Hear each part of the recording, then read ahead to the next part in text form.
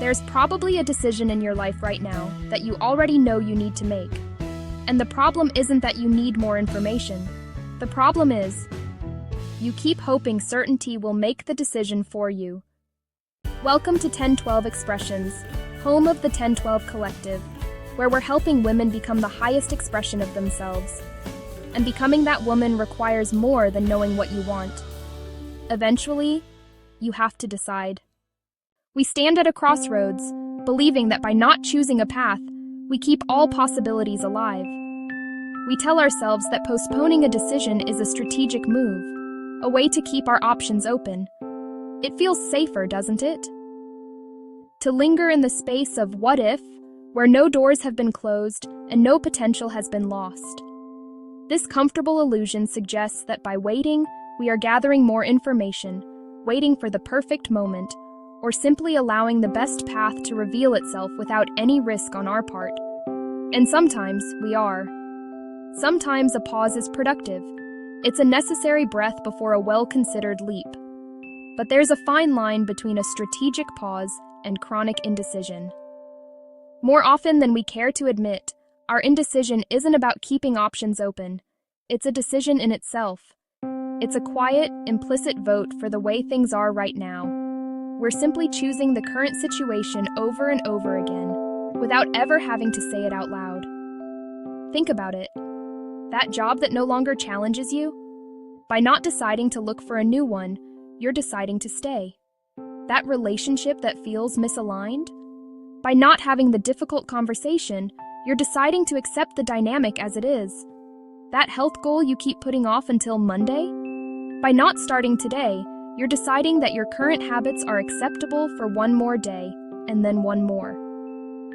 Every month you don't decide whether to leave that role, begin that creative project, apply for that promotion, invest in yourself, ask for what you need, launch that business, change that routine, or decline that commitment that drains you.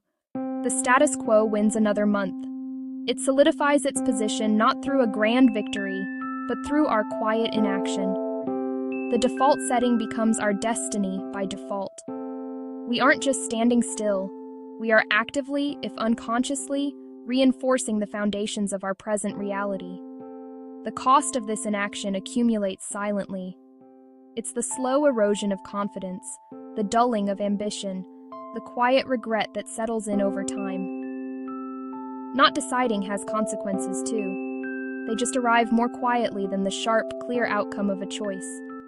But they arrive all the same. We spend so much of our lives searching for certainty. We crave a map, a guarantee, a sign that says, this is the right way, no detours ahead. We want to know, with absolute conviction, that the path we're about to take is the correct one. And so, when faced with a meaningful decision, the questions begin to echo in our minds. What if I choose wrong? What if I commit to this job, this city, this relationship, and discover it's a dead end? The fear of a wrong turn can be paralyzing, keeping us stuck at the crossroads, analyzing every possibility to death. What if it doesn't work? We pour our hopes, our time, our very selves into a venture, and the thought of it failing feels like a personal indictment. We imagine the fallout, the wasted effort, the I told you so, from our inner critic. This question isn't just about a plan failing. It's about our ability to withstand that failure. What if I regret it? This is perhaps the most haunting question of all. Regret is a heavy burden, a ghost of a different life we could have lived. We picture ourselves looking back, wishing we had chosen the other path, the other person, the other opportunity. The fear of future regret can hold our present selves hostage. And underneath it all, the quiet, persistent whisper, what if I'm not ready? What if I don't have the skills, the resilience, the knowledge, the strength to handle what's coming? This question attacks our very sense of self-worth, suggesting we are fundamentally insufficient for the challenges we wish to take on.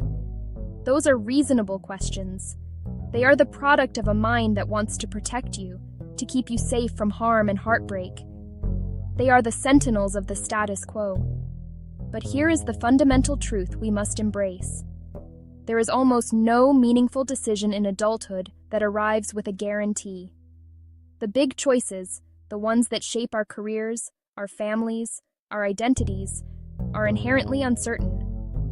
They are leaps of faith, taken not because the landing is guaranteed, but because the desire to fly is stronger than the fear of falling. So the pursuit of absolute certainty is a fool's errand. It will keep you waiting at the station long after your train has departed. The better question, the more powerful and empowering question, is not about the path. It's about the traveler.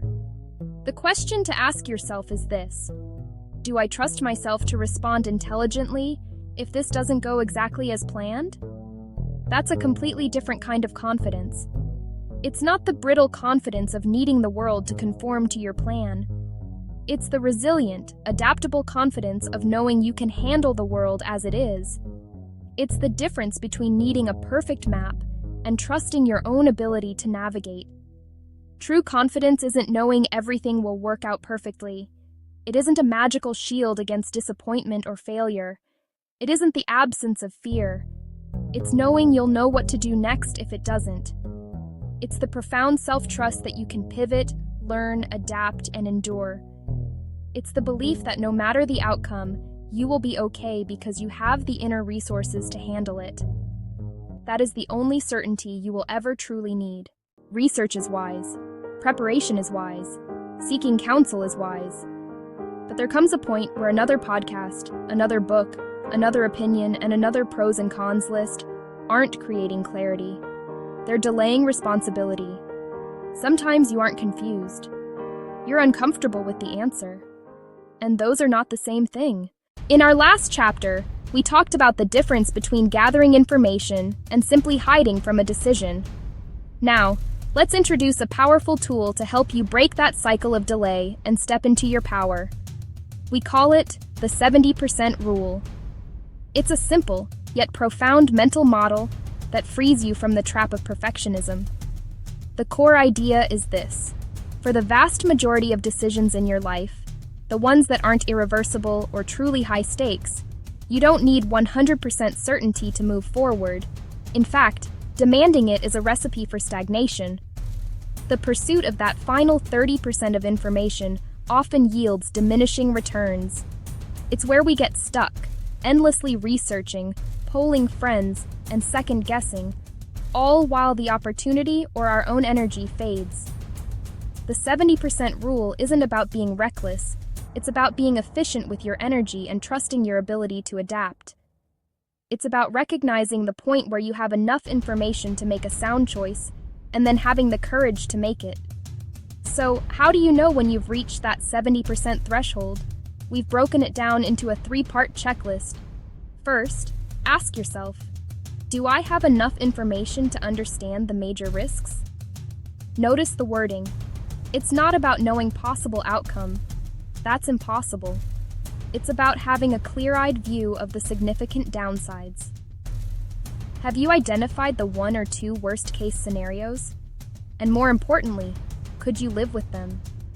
If the answer is yes, you've likely gathered enough information.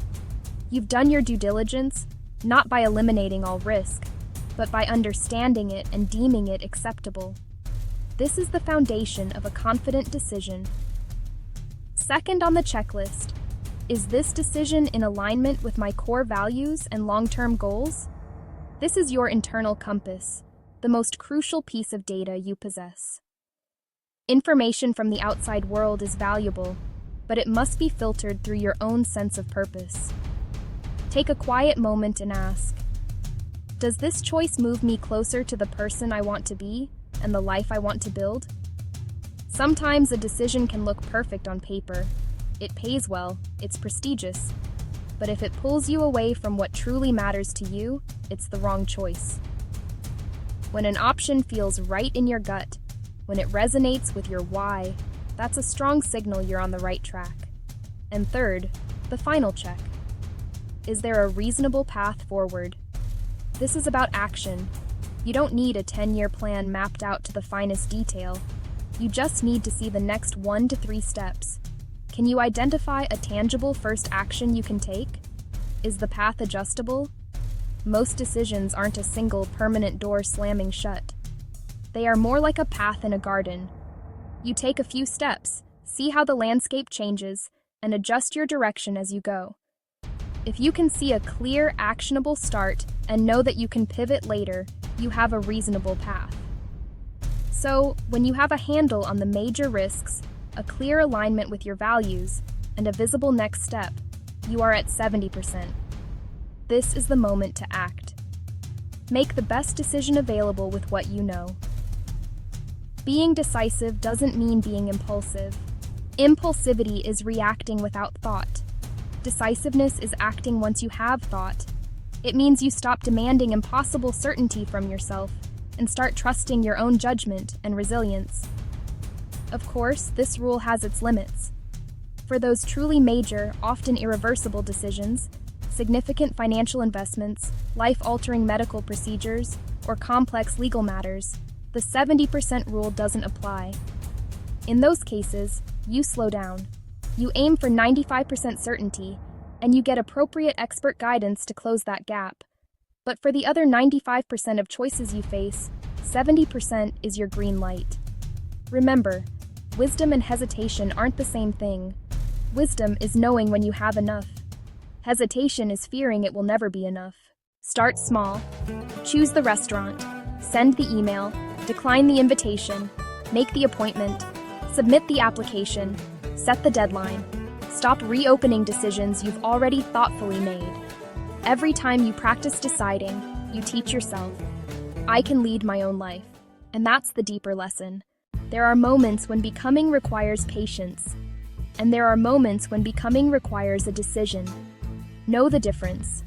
You don't need a guarantee that the next step will be perfect. You need enough self-trust to believe that whatever comes next, you'll meet it. Awaken to what you already know. Rise into the authority to choose. Radiate from a life you're actually leading.